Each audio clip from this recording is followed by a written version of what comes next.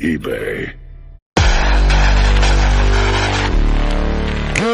Hi, I'm Jack, and welcome back, because today I'm going to give you guys my ranking of the entire Transformers franchise, from the Transformers the movie all the way to the newly released movie, Transformers Rise of the Beast. It will include all 5 Michael Bay movies, Bumblebee, Transformers Rise of the Beast, and the Transformers the movie. And just to give you guys a knowledge of this, I am a casual viewer of Transformers. I love Optimus Prime and Bumblebee.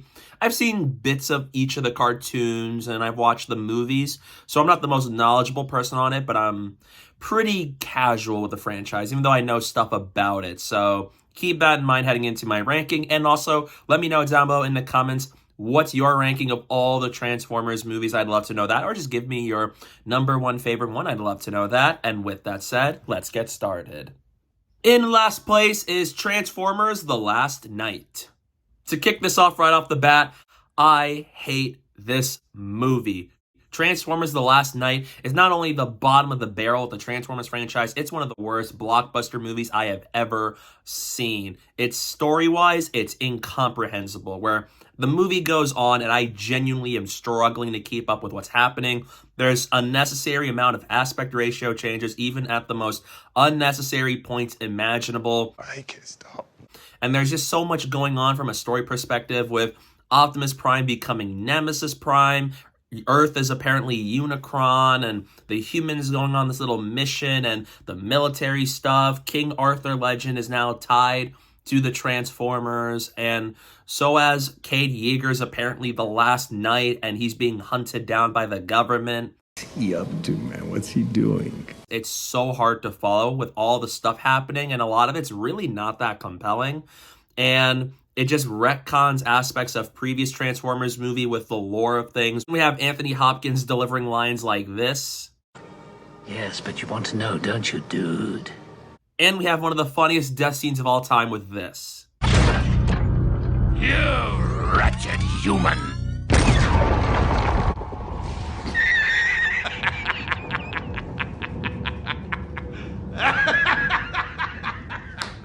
This movie was just a disaster. It is a horribly paced movie, and some of the Michael Bay Transformers movies are really poorly paced. This is the most biggest offender of them all. It feels like a 6-hour movie, and it does not feel like it's runtime at all. And because I didn't care for the human characters in this movie, and I wasn't interested in the story of this one and how it continues Age of Extinction, which in of itself isn't a good movie either, this movie was a disaster. And even one of Michael Bay's charms with making movies, the visual style and the action here, is just nauseating. It's by far a really unpleasant movie to look at, especially in the third act. It's just so CGI heavy and so full of a lot of the worst tendencies of the Bayformers movies.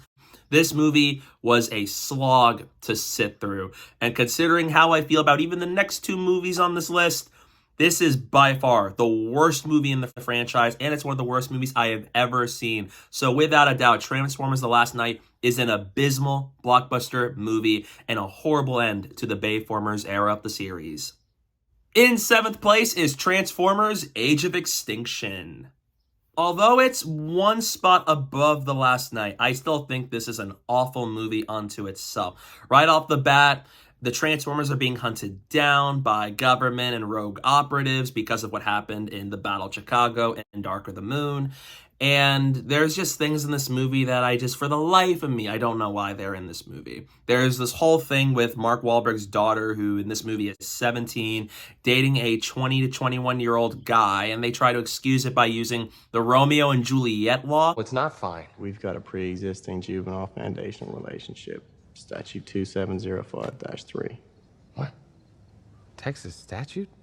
That a real law? Yep. Which means you're trying to excuse dating minors, and that's just gross and distasteful.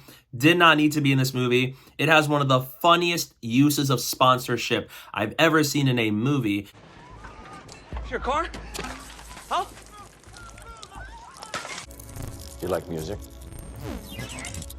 The pill. Perhaps something a little more violent? And it brings back some bad stereotypes from these movies with stereotypical characters, racism, misogyny, and sexism. All the worst tendencies of Michael Bay Transformers movies are on display in this one. And then adding to that, it's horribly paced. Not nearly as bad as in Last Night, but it's still a really poorly paced movie. And although Lockdown's design was cool and so was the theme of Lockdown, I thought the character himself was lackluster, and so was Galvatron in this. And at least the Dinobots are cool, but the story's a mess. Transforming him is a really dumb idea, and I'm happy that they just discarded it after this because I never liked that idea. And I didn't care much for the human characters in this, and I thought Cade Yeager is easily my least favorite of the human protagonist in these movies. And just at times, I just felt like I was so uninterested in this movie, and once again, it's convoluted. So much going on, not a lot that's interesting, but at least Stanley Tucci is the bright spot in this, and so is Peter Cullen being absolutely amazing as Optimus Prime. So it's still a horrible movie, but it's not nearly as insufferable as Transformers The Last Night. In 6th place is Transformers Revenge of the Fallen. I thought this was the lowest point it can get, and I was absolutely mistaken. No. Wait. Wait. Because Revenge of the Fallen in of itself is still horrible, just like the other two underneath it. But what carries this one is that there are so many ironically hilarious moments in this movie, and I actually don't mind John Turturro in this movie. I am directly below the enemy scrotum. What? But outside of this is probably the most problematic one. There's so much aspects of racism and stereotypical characters in this one. There's a severe lack of Optimus Prime, and I hate to say it, if I don't get a lot of Optimus Prime in a Transformers movie, and maybe there's not a lot of Bumblebee, I'm not going to be that invested in this movie. And that exactly happened. Right off the bat, it takes a lot of the things that I wasn't big on in the first Bayformers movie. It doubles down on all of it to 11. The Sam Witwicky's parents are annoying. Sam as a character in this one is pretty arrogant, selfish in this one. And it continues to over-sexualize Megan Fox as Michaela Baines to really unnecessary degrees. Why? And it's also really poorly paced, and the story is absolute nonsense. With the Fallen and Megatron, the way the Decepticons are able to bring Megatron back just makes humans look like idiots. And there's so much military stuff on display, and I never cared for the military stuff in this movie. Even though I like Tyrese Gibson and Josh Duhamel, I was not into this side of the movie. And then adding to that, the whole thing with having Sam be a victim of sexual assault, and the movie plays it off as a joke, I thought is really nasty. And even Sam's roommate, who goes along with them in this adventure, is an absolutely insufferable character who constantly whines about why he's on this mission and all that. And I'm like, you willingly did this to yourself, bro.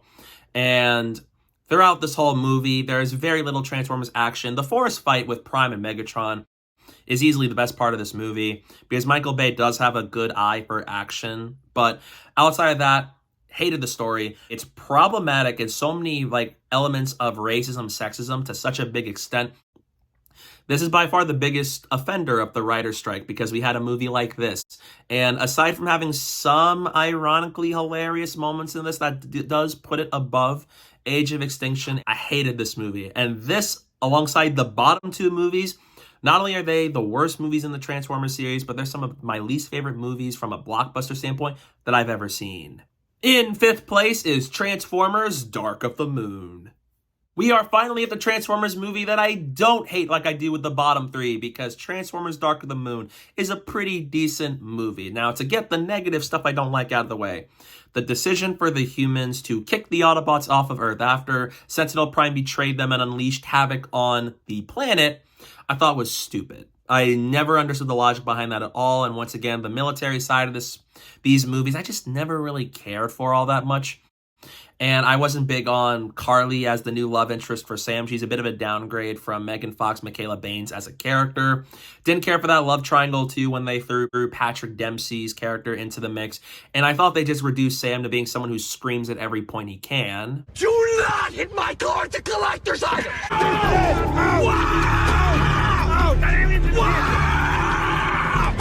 But out of all of the sequels to the Michael Bay Transformers movies, this is the tolerable one. This is the one where it's got funny moments in here. Oh, shit! Who wants some chicken dinner now, bitch? Cause somebody messed with the wrong wang today.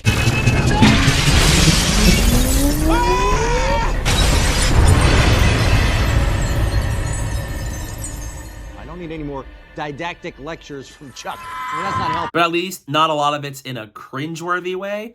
And at least visually, it's very competent. It is a really good movie from a visual effects standpoint. And the action in this movie is actually really awesome. Maybe some of the best in the entire Michael Bay era of Transformers. And the third act of this movie, I really like. It's chaotic. It's Bayformers action and mayhem to the absolute max. And it's really enjoyable here. There's some stuff in here that I really don't like, and that's why it's just on this placement in the ranking.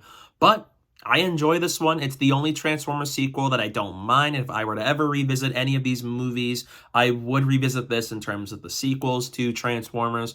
So, don't love it. There's stuff about it I don't like. But this is the one where there are a good amount of positives, and it's definitely far more watchable than the ones below it. In fourth place is The Transformers, the movie.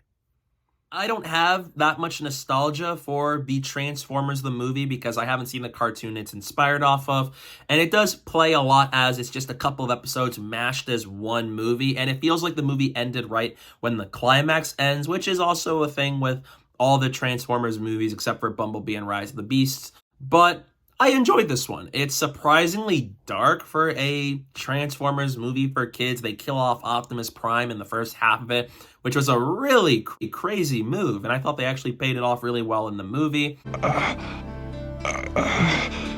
Ultra Magnus, it is to you, old friend. The animation is great. Love the voice acting, especially they got Orson Welles, the director of Citizen Kane, to voice Unicron. And it provides a lot of the stuff that I was hoping to get out of it. The action is cool, the characters are serviceable, and the Transformers stuff is really good here. Now, if you have nostalgia for it, it's probably going to be a lot higher for you, but because I don't have that kind of reference and nostalgia point for this particular cartoon that this movie is a sequel and is a part of, I definitely enjoyed what the Transformers the movie is. It's not a Transformers movie I would revisit if I was in the mood for a Transformers movie, but it's well animated, the score is really good, and I like the characters and some of the decisions that it makes. And although there's a lot going on, it does feel like just a bunch of episodes mashed all together. I thought it was pretty solid. In third place is Transformers.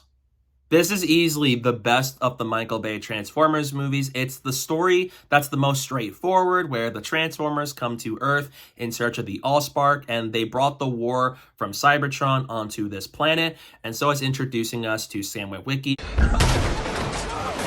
Are you username LadiesMan217? I don't know what you're talking about. Are you username LadiesMan217? Michaela Baines, high schoolers, and they get caught up in the war between the Autobots and the Decepticons, and it is great. I love the score by Steve Jablonsky, and I also think this is where Michael Bay, in terms of making Transformers movies, was at its peak. And I like the visual effects here. The action is really good. And it's by far the best paced movie of the bunch. The story's straightforward. And although there's some really dumb characters in this, some really funny moments. And again, it once again brings back the things I don't like about these movies is there's just unnecessary stereotypical characters like Jazz. And some dumb things that happen within the story of this movie just for the sake of it playing out the way that it does. I do like Transformers. It's good. The arrival to Earth is a really cool track, and Optimus Prime's entrance is epic, and I love Peter Cullen as his character pretty much in all of these movies. And although it's definitely the smallest scale one, and I like it for that. I like that it's small scale. And although it does sexualize Megan Fox, and there's some elements in here that I just do not care for at all, this is easily the best of the Michael Bay Transformers movies, and definitely his best one he's made. In second place is the new guy on the block, Transformers: Rise of the Beasts. I really like Transformers Rise of the Beast. I had a lot of faith in this one because I love what Stephen Caple Jr. did with Creed 2. So naturally, I was excited to see what he did with the Transformers, continuing this as a sequel to Bumblebee in this new continuity. And it is a blast. Anthony Ramos as Noah Diaz is one of my favorite human protagonists in these movies. And the action is good. Visuals are good, even if they're not quite on the level of Michael Bay. But for what Stephen Caple Jr. is able to bring, he definitely understood the assignment with this one. And adding to that, I love the characters in this. The Transformers designs are great, reminiscent of what they're like in the cartoons, and so as being really faithful to the lore, especially with Unicron. The Maximals are awesome. And I gotta say, this movie has my favorite live-action depiction of Optimus Prime. He has a character arc in this movie. Peter Cullen is marvelous here. And so as having so many inspiring moments of why I love Optimus Prime. And this is easily a lot of the things I love about Transformers movies. And it's just really fun from beginning to end. I love the dynamic between Noah and Mirage. I like the Maximals and their alliance with the Autobots and this MacGuffin plot they're going on. And it's a whole lot of fun. Now, the Terracons were not in this movie nearly as much as I would have expected to. And there's just some things in there, especially the ending, that wasn't entirely the most crazy about. And I'm not too big on the post-credit scene. There's some really great moments here, some good Transformers action. And it makes the Autobots feel like actual characters rather than archetypes or stereotypical characters. And it gave each of them a color, a personality to bounce off of. And it's just so much fun. It's enjoyable, it's heartwarming. And even though Michael Bay was definitely bigger on the action, the visual side of things than this movie, I still love what Stephen Caple Jr. and the crew are able to do with Rise of the Beast. So this is definitely my second favorite movie in the series, and I'm really excited to see where they go next with this continuity of Transformers. But coming in at first place is Bumblebee. This movie surprised me. I was pretty casual on this franchise, and I saw this movie when it was released, and I was blown away. Haley Steinfeld is one of my favorite actresses right now, and I loved her as Charlie Watson in this movie. She's my favorite human protagonist in the movies, and I love her dynamic with Bumblebee. It's heartwarming, it's cute, and this movie has the Steven Spielberg, Amblin 80s vibe to it with that coming-of-age story that I really like, especially just seeing how Charlie grows over the course of this movie, considering the passing of her father and how she deals with the stepdad and just finding her place in the world. And where she ends up in at the very end, I think, is a very satisfying character journey. But then on top of that, Bumblebee is such a lovable protagonist in even these movies in general, but I just love him here with his dynamic with Charlie. The action is great, and I actually like the human element in this movie. It gives it a much more natural coming of age vibe that I really appreciate here. And the opening with Cybertron is amazing, just shows just how much potential these movies have when they're done well. And from beginning to end, it's well paced, it's really funny, and it's really heartfelt with some really emotional moments, as well as highlighting family. You don't turn your back on family. And I loved John Cena in this movie as Agent Jack Burns. And he was definitely a real one when he talked about Decepticons earlier on in the movie. And even though the third act is very small in comparison to other third acts in this franchise, I have a blast with this movie. It's the best one for me. It's the most enjoyable from beginning to end. Not only do I like the characters in this movie, but I love Bumblebee and I love the Transformers stuff and how it balances things out with the human side of the movies. So overall, Bumblebee is brought to life really well by Travis Knight, and I really enjoy it a lot, and it has so much heart, humor, passion for the Transformers mythology. So without a doubt, in first place is Bumblebee. So yeah, that's my ranking of the Transformers franchise from worst to best. What's your ranking of the franchise? Let me know down below in the comment section. I'd love to know your thoughts on it. Stay tuned for some upcoming videos I have planned very soon. And don't forget to follow me on social media. My username is down below at the bottom of the screen and in the description below. So please go do that while you're at it. And thank you guys so much for watching. And don't forget to hit that like button and the subscribe button. And stay tuned for more. It's been an honor serving with you all. Autobots, roll out! We roll!